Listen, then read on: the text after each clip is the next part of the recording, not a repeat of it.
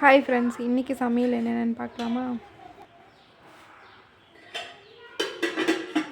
இன்னைக்கு காலையில் வந்து இட்லியும் தக்காளி குழம்பும் வச்சேன்.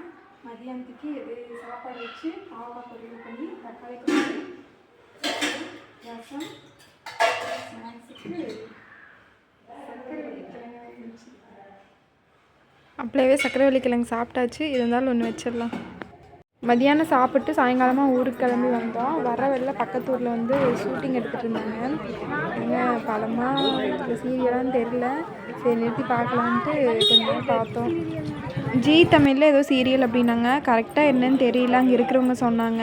அப்புறம் இப்போ தான் வந்திருக்குறாங்க, எல்லாம் மேக்கப் போட்டிருந்தாங்க. லேட் ஆகுன்ட்டு நாங்கள் கிளம்பிட்டோம்.